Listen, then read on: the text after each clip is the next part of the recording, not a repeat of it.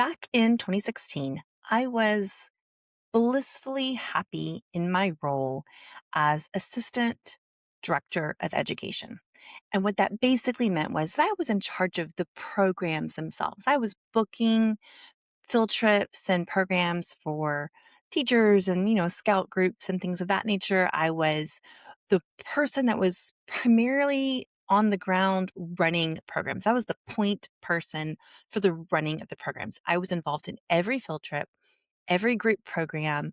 I was really only in charge of the visitors and the programs, and I wasn't in charge really at all of staff. And I wasn't at the director level where I was trying to, advocate for the work that we were doing at a higher institutional level. I wasn't interacting much with the board. I wasn't even really interacting all that much with our executive director. I was loving that work as a leader in the frontline education. I was giving tours. I was getting to do fun things like churn butter and make crafts. And I always loved history and I've always loved working with children. And I was getting to do both of those things at the same time. Every day was different. It was fun. It was fulfilling. And I was at a point where I was able to contribute ideas to our program development, but it was all done in the safety net of having an experienced mentor and boss above me. Nothing happened in our department without her direct approval. So I was really free to ideate and sort of play in this metaphorical sandbox of ideas. And I was blissfully happy until it all changed. It was all above my pay grade at that time, but there was some drama happening between my direct boss and her boss, our executive director, and the board. And that kind of all came to a head one afternoon in August. And then literally the next thing I knew was that night I was getting a text message that said, "Be forewarned, I'm leaving tomorrow." And when I walked into her office that next day, all of her personal things were gone. She had turned in her resignation, and I am not even kidding you. She handed me a red plastic note, like a binder. It wasn't even a whole binder. It was like a folder with, the brads. Like it was literally just a plastic folder. That's what she handed me. She handed me a red one and a green one and a couple of post-it notes and a handful of emails that she forwarded to me. And she walked out the door. And all of a sudden, every decision was mine. I was responsible for the programming and the pedagogy and the staff and the budget and audience retention and the safety of the kids in our programs. I was responsible for ordering markers and glue sticks. I was responsible for writing program descriptions and making sure that they got marketed. I was responsible for getting summer camp programs done ahead of time and up for sale in January. I was responsible for planning out and doing all the marketing for all of our homeschool programs. And over the next few days and weeks and months, I sat at that desk and I was desperately searching through all of her files, hoping for information and guidance. And I realized, well, I was very experienced at running programs and doing museum education. I was in no way prepared to lead an education department. And I know that that experience is not unique to me. A few years ago, I was talking with a friend of mine who is a professor. She teaches emerging museum professionals. And we were sort of lamenting how neither one of us, through all of our college work to get master's degrees in museum studies, neither one of us were taught any kind of leadership skills. We had no information about how to actually be leaders in an institution. We didn't have any kind of training in budget planning or strategic planning or staff retention. We had no training in any of that. So many people in the museum world are thrust into leadership roles without a map. One day you're managing glue sticks and tour groups and you're a gallery facilitator and you can handle all these small frontline crises. And the next day you're expected to think at a macro level and you're thinking about institutional budgets and multi-year priorities and you're formulating strategic plans and you're navigating complex cross-departmental politics. If that is you, currently spinning in circles, trying to manage your daily frontline chaos while also trying to figure out what in the world am I doing at a macro level, I need you to hear this. You are not failing. You just haven't been given the framework to think like a policymaker yet. Here's the thing that nobody tells you when you get promoted. Being an incredible, creative, highly responsive frontline educator and being a strategic leader are not the same skill set. Are they related? Yeah, kind of. But moving from an educator to a strategic leader isn't as simple as a title change on your email signature. It's not about getting a new business card. It requires a fundamental shift in your mindset.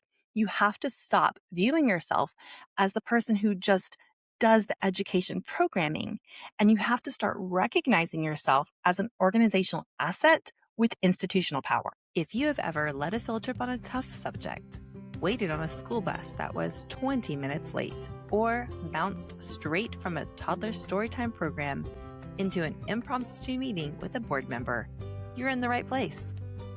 I'm Rachel, a museum education researcher, consultant, and creative partner for small but mighty education teams who feel a little stretched thin, but know this job is worth it. This podcast is where museum education scholarship meets real-world realities, helping you reclaim your creativity, energy, and maybe even your lunch break. Welcome to the Modern Museum Education Podcast. Hi, friends. Welcome back to the show. If we haven't met yet, I'm Rachel, the founder of Modern Museum Education. I'm a longtime museum educator turned creative consultant. And now I work with educators like you, helping you to create sustainable, strategic, and pedagogically sound programs for children and families that won't have you burning the candle at both ends. So today we're exploring some simple systems thinking techniques to help us reframe how we think about the role of museum education and our leadership within our institutions. So if you have never heard of systems thinking, or if you have and you just don't really quite understand what it is, systems thinking, in a nutshell, is a way of thinking about the work that we do in connection to all of the other things that it both impacts and that it is impacted by.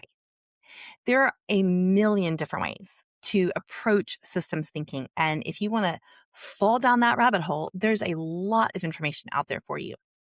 If, however, you want to keep it pretty close to the museum work that you're already doing, there's really only one book on this subject. And it is this one, Systems Thinking in Museums.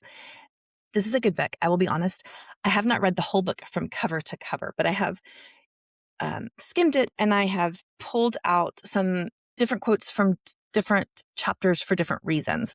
But it is on my to be read list to read from cover to cover. But it is a really good resource for helping you to position systems thinking strategies specifically inside the museum institution. However, if you aren't really familiar with systems thinking yet, you might want to seek out some more basic information on what systems thinking looks like. And I will see if I can't find some easy to access resources and put them in the show notes. In this episode, I am going to go through 3 different systems thinking techniques that can help you. But I did want to read one quote from this book. It's from the 5th chapter, which was written by Randy Korn. And the title of the chapter is Intentional Practice. And this quote, I think, really helps exemplify why we need systems thinking in our museums. They wrote, operating as if one's work, evaluation, and projects is disconnected and not working collaboratively with colleagues who are in the same organization leads to a stagnant learning environment and a broken system that tends to foster an organization that hobbles along from one project to the next without a unified purpose. And if there is one sentence that describes the early years of my leadership in the museum education department, well, that's it. It was a broken system that was hobbling along from one project to the next without a unified purpose. It took me years to get a handle on what now I know is called systems thinking. And man, when I took one class on systems thinking in my PhD program, and all I could think was, if I could go back in time, I would have literally sacrificed my favorite glue gun for this information. It felt like the world's best kept secret, but it is not a secret. And I'm going to explain to you exactly how you can use some of these truly incredible strategies to make big changes in your work, like literally today. When you make the change from frontline educator to education director, one of the biggest mindset shifts you have to have is how you plan your programs and how you think about planning your programs. When you're working the front line, you are thinking tactically. You are thinking logically and logistically, and you probably have what I refer to as tunnel vision. You are focused on the immediate who, what, when, where, and how of the program. Who is facilitating it? Where are the supplies? What time does the bus arrive? Did anyone remember the scissors? Can we get 35 fourth graders in this one room? Like, those are the kinds of questions that you're thinking through. Those are tactical questions. And those details really matter. Museum education is a highly resource intensive enterprise. It takes time, physical space, staff, money, coordination, and an intense amount of both physical and emotional labor. But those are tactical issues. Leadership requires a strategic mindset where you're zooming out beyond the immediate program needs. And that is where systems thinking can really help us. So if you are looking at a single program, those tactical questions are perfect. But when you are looking at multiple programs, an entire department's worth of work, and you were asking granular, logistical, tactical questions, you are likely underestimating your full capacity. You're ignoring dependencies between programs and between your department and other departments, and you are most likely trivializing competing priorities. This is why when you are trying to manage a whole department, a whole suite of programs, a whole group of staff and volunteer, tactical questions are going to cause you a lot of friction. And you need to rise above and take a bird's eye view. And that is strategy. Think that strategic thinking, that's what you need to be doing. And systems thinking techniques help you to do that. So let me explain the idea of systems inside of museums. A system is anything that has lots of parts. If you can break it down into smaller pieces, it is a system. So a program is a system because it has different elements. Who's doing it? Who's attending? What are they doing? The activities that they're going to be doing, the literal physical materials that you need, the space that you're going to be in, right? All of these elements have to be considered. So therefore, a program itself is a system. Each program exists inside of your department's system. So there's multiple things happening inside your education department. Your education department exists inside of the system that is your larger institution. There's education, there's collections, there might be research or curatorial work, preservation work, facilities work, admin work, right? All of those are systems inside of your museum. And then your museum is inside the system that is the museum field at large. And our museum field also fits inside of the system that is our community and our culture. So there's layers of systems. And when you start to think about the work that you do and where it's positioned inside which system, you're able to start thinking about the connections and how one action might have a reaction somewhere close by or even somewhere further down the road. This kind of thinking, this is what strategic thinking really is. Strategic thinking is not just making a long list of hopes and dreams for the next 5 to 10 years. Real strategic thinking is thinking about the impact of our choices and how what decisions we make now affect other people, other places, how much time and money we have to spend in other directions. And boy, do I ever wish I could go back in time and teach myself this back in 2016. When you shift to this kind of high level visionary thinking, it changes everything. You start to see operational friction less as a failure, and you start to realize that this is a result of structural decisions. Overloaded staff capacities, hidden dependencies, multi department timelines, cross department bottlenecks, competing institutional priorities. All of these things can create fragile, like points of tension that can break down your programs at the granular level. And you can fix them with strategic thinking and high level changes. Does that make sense? Honestly, once you get the idea and you kind of grasp this, it is so freeing because I know for years I went home every day and I thought, I am terrible at this. I'm a great educator, but I'm a terrible leader. And I knew that wasn't true because I knew I was a good leader. I just couldn't seem to get a handle on where the problems were coming from and how to fix them. And it's because nobody ever taught me how to think strategically. Nobody ever handed me a framework to help me understand why the same exact structural problems kept repeating themselves week after week after week after week. So to help you bridge this gap and shore up what seem like fragile programs, problems that keep occurring all of the time, I'm going to introduce you to some simple strategic thinking, systems thinking techniques. Now, before we get too deep into exploring some of these very specific techniques, it's important to understand that there are two different models of systems thinking. There's hard systems thinking and there are soft systems thinking models. Hard systems thinking are logistics centered. It's outcome oriented. You think through all of the elements to solve a problem and it produces recommended actions. So it's very much if this, then that, and it is a logical model. A lot of times when we're thinking about strategy, that's what our brains go to, this sort of if this, then that linear model.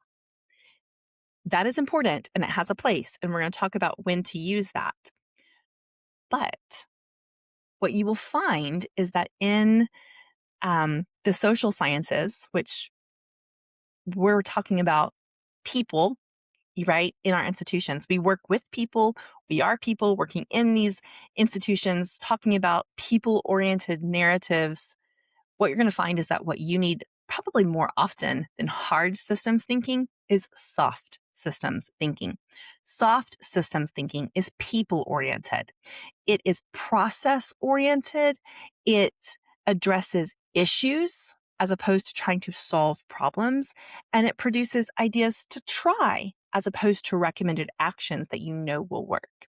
It's soft systems thinking is going to give you avenues of exploration, which works better when you're talking about people problems. And you're going to see why that is in just a minute. Okay. To get us started, let me introduce you to one model of soft systems thinking, and that is the EPIC process. And as I mentioned in an earlier episode, all the best frameworks are acronyms. So EPIC stands for explore, produce, intervene, and check, the EPIC process. So first you start by exploring the situation with some inquiry and clarifying your terms. If you have a problem, you need to know what that problem actually is. In this explore phase, you're looking at the core issues and you're looking at the stakeholders and you are defining exactly what you're talking about. Who or what is a part of this? And when you identify who or what is a part of your system, you are by default identifying who or what is not a part of your system. So you have to draw some pretty firm boundaries around what specifically you're talking about. When you're talking about an education program for kindergartners, you are not talking about an education program for high school seniors. Does that make sense? You need to be specific, especially when you're identifying stakeholders. It will help you in the long run.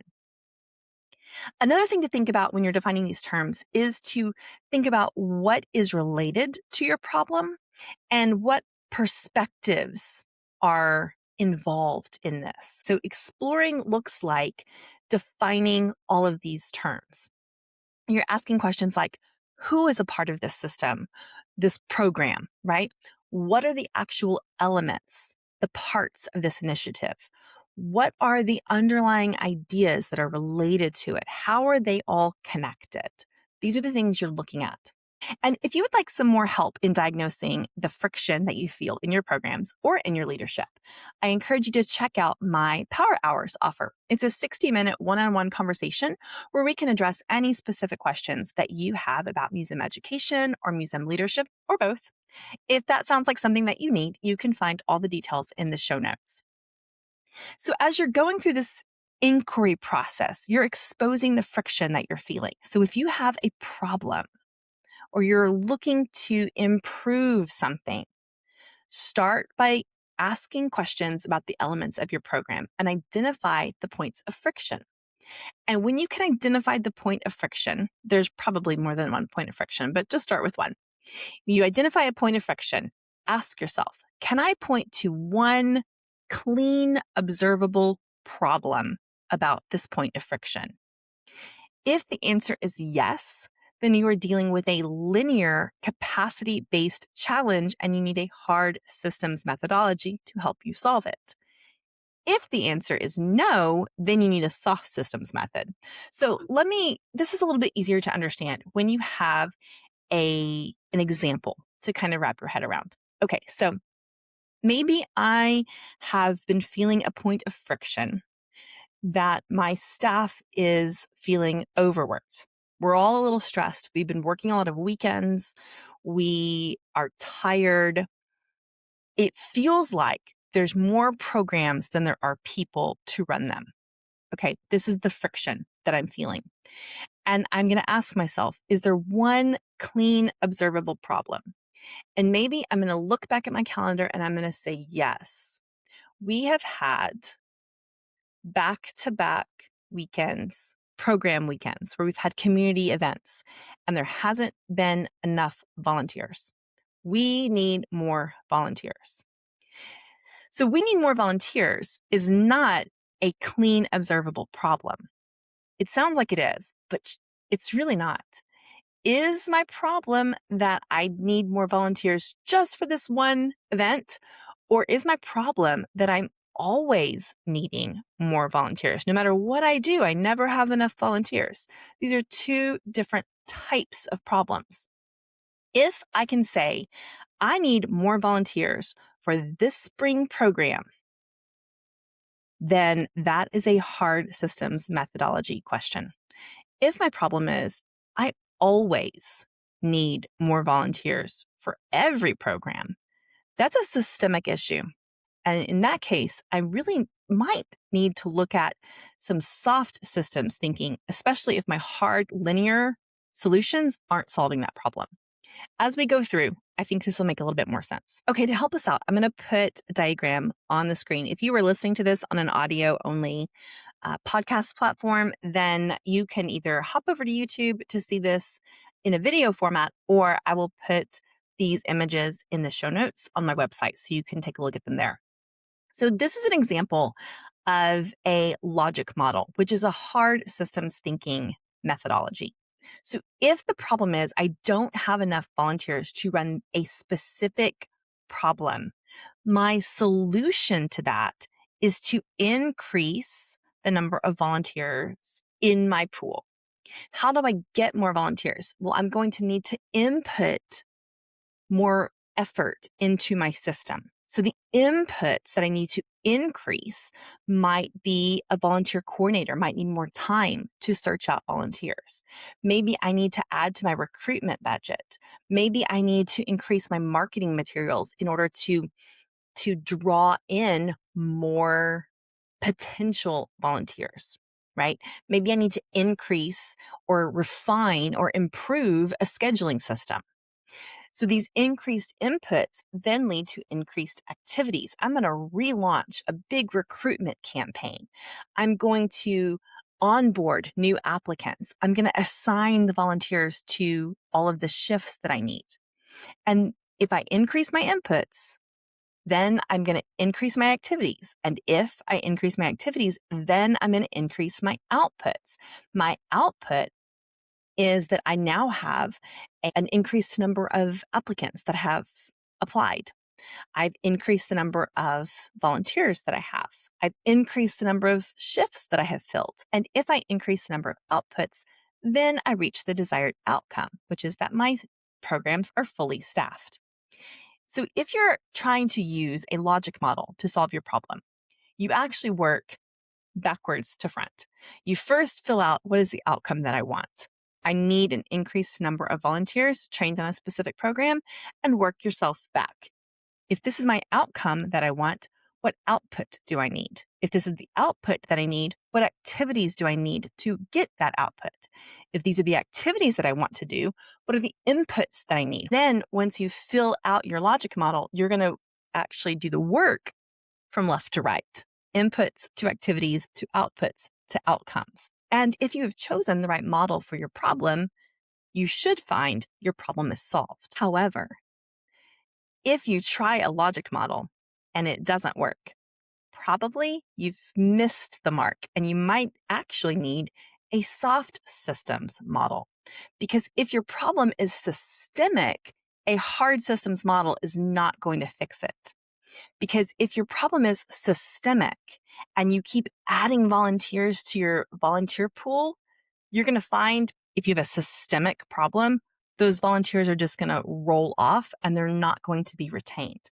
So if your problem is not, I need more volunteers, if your problem is actually, I need more volunteer retention, that's a systemic problem. And here's where you want to be using soft systems thinking. So let me show you an example of that. Okay, so in the iceberg model, it's the same exact problem.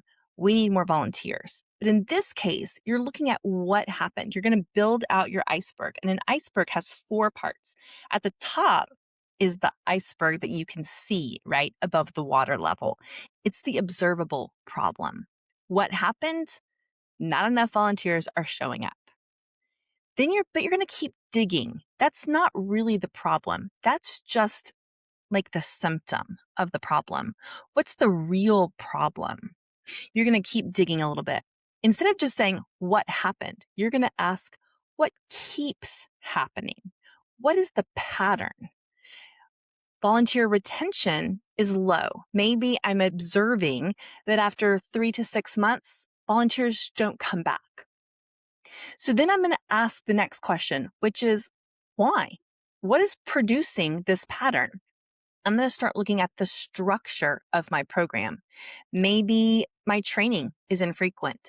Maybe the volunteers aren't getting enough feedback. Maybe they don't feel appreciated. And so they don't feel motivated to continue working with us. And then you're going to go one level deeper. You're going to ask yourself, what are the assumptions that we have been making? What is the mindset that we have as an institution that might be contributing to this structure and this pattern and this observable behavior?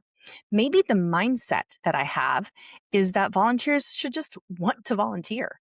Maybe the mindset I have is that the education department is so flexible, it doesn't matter if they have enough volunteers, they're always going to make it work, right? And then if you follow that train of thought all the way up the iceberg to the observable behavior, you're going to find burnt out staff and not enough volunteers, right? Do you see how this works? This is different from the if this happens, then that happens linear logical model. This is more of an exploration of the deep feelings of your stakeholders and what's going on below the surface of your problem. So by exploring these different types of models, whether you're using more of a hard systems logic model or more of a soft systems iceberg model, either way, what you're trying to get to is an action that you can take. Either it's a recommended specific action, like you find in a logic model, or it's some ideas of things that might help you improve your systemic problem. That is what you're going to get from an iceberg model. Either way, you are now at the P level of your EPIC framework. You are producing the right action. And then it gets even easier Your next step is to intervene. This is where you're going to intervene into your problem, and you're going to take targeted actions according to your model, trying really to circumvent your problem. And then you're going to check to see if it worked. Give yourself some time. Give yourself a few months. Did your problem resolve? If it did, your model worked great. If it didn't, then you have chosen the wrong model. And you just need to keep going back to it over and over again.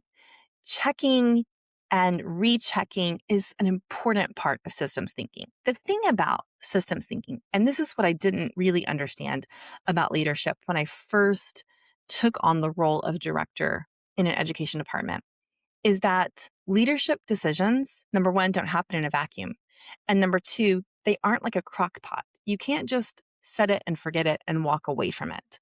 You have to continually assess them. It's more like cooking over an open flame where you're constantly looking at the situation and you're making small adjustments in the moment, right? So that nothing catches on fire, right? Because you're constantly aware of everything that's happening. And the only way to do that as the director is to have your eyes on the whole situation at one time. If you are so deep in the weeds, you're not going to be able to see the forest for the trees. And that was my problem for years. I was so deep in the weeds, I couldn't see what my actual problem was. Now, if this is really resonating with you and you are trying to untangle some massive programmatic shifts and messy structural questions, and you wish you had a sounding board, then I invite you to join me in the Engagement Lab, where we're talking about these kinds of things. Systems thinking is something that can be mind-bendingly difficult to wrap your brain around until you get it. And once you get it, it makes perfect sense. If you are trying to navigate how to apply systems thinking in your everyday work, then the Engagement Lab is here to help you. So if you don't know, the Engagement Lab is my free Telegram channel where I drop voice notes on a monthly basis and we break down how to apply these kinds of strategies in real world situations. So if that is of interest to you, you can find out all the information that you need at the show notes. As I wrap this up, I want to emphasize that true leaders understand how to think strategically, because thinking strategically and managing strategically is how we reclaim our own creative authority and we take agency back over our own career. When you are only thinking tactically, you are constantly putting out fires. You're constantly going from one thing to the next, to the next, to the next. And you feel everything feels haphazard and nothing feels connected. And it just feels like you were jumping from one problem to the next. You were constantly out of the frying pan and into the fire, right? So many of us have been trapped in that kind of mindset that we are literally operating in a survival mode at work. And when you do that, you start to think of yourself as a firefighter and not as a leader. And you become the person who just handles everything and you're absorbing all of this institutional chaos and you're just making miracles out of masking tape, right? And you're just powering through a sheer force of will every single day. And eventually, your entire identity becomes tied to that overfunctioning. But to break out of that cycle and to develop the skill set that you need to be pattern breaking and setting your programs up for long-term systemic sustainability, I have an exercise for you that's going to help. This exercise is actually modeled after another type of soft systems thinking methodology called feedback loops, which is where you kind of imagine the outcome of an action and sort of map backwards where you can intervene. And one of the archetypes, one of the more common models that you see when you do a feedback loop exploration is called shifting the burden. And shifting the burden means that if there is a problem, I will think of a solution and I will take action on this solution. And I've shifted the burden of the problem to this solution when really the true problem is actually over here. right? So I've shifted the solution to maybe a short-term, more immediate result, but that I'm only going to perpetuate my problem because I'm not solving the real problem. I've shifted the burden. And how you can identify whether you're shifting the burden is to sit down and think right now off the top of your head, what is one symptom, one frontline observable problem that you are constantly responding to? And now ask yourself, what am I doing to fix it? What is the quick fix that I am constantly using, like a Band-Aid? And then consider if there is a long-term structural solution that might eliminate the problem altogether. Is it something that needs a linear solution, or is it more people-based? If it is an obstacle, easy problem, address it with a logic model and fix it.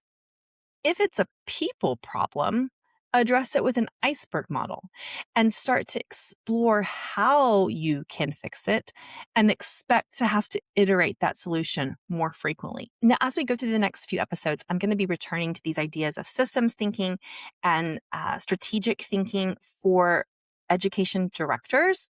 So make sure that you tune in over the next few weeks to really get a deeper understanding of where you can actually take this information and what you can do with it. Because it's really important. As a museum education director, you need to sit with these kinds of questions for a minute, because so many times our departments survive through heroic effort instead of a healthy structure. And heroic effort might be heroic in the moment, but it is not a sustainable operational method. And you are going to burn everybody out so quickly. You cannot lead a thriving and healthy department and team if everyone is just merely surviving. Stepping into strategic authority means actively building professional boundaries and workflows where you can carve out time, non-negotiable time, for higher level strategic thinking, high level development, evaluation, and leadership. It will help you navigate your career. It will help you improve your team's capacity. And in turn, it will help you become a better policy advocate for the work that you're doing, which means more funding. Now, I know that when you step into a new leadership role and you face complex institutional bottlenecks, it's really easy to get stuck second guessing all of your decisions and feeling like your brain is spinning in 12 different directions at once. If you have a specific problem right now, whether it's managing your team's capacity, restructuring a messy program, prepping to negotiate with your board, addressing institutional friction that nobody's naming out loud, but it is bothering everybody and keeping everything stuck, skip all of the weeks and months of spinning in circles. Book a power hour with me. It is a focused one-on-one micro coaching session. We're going to have a conversation about what the problem is, and we're going to look at the underlying structural issues beneath that visible chaos. We're going to apply the right kind of systems thinking to your problem so that you have a sustainable long-term solution to fix it. We can get you unstuck really fast with a clear roadmap forward. If that sounds interesting and helpful to you, you can find out all of the information and grab your session over at modernmuseumeducation.com or at the link in the show notes. It's important to remember that when you step up from being an educator to being an education director, it is not about being less creative, less caring, or less audience-centered. It's simply about expanding your lens beyond that tunnel vision of tactical program questions to look at strategic, department-wide, museum institution-wide, system-wide issues, recognizing that your programs exist inside these larger systems and recognizing how to find solutions that are systemic to fit the problems that are systemic. Now, I know that a lot of us are actually frontline educators and education directors. And as such, we are juggling the back and forth between the tactical and the strategic. So next week, we're going to talk about how to do just that, how to balance both hats at the same time. In the meantime, friend, keep your research close and the craft glue closer. Thanks for being here today. If this episode helped you, please subscribe, forward to a friend, leave a review, send me an email.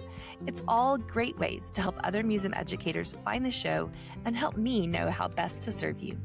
As always, you can find the show notes, the resources, and all the ways to work with me at modernmuseumeducation.com.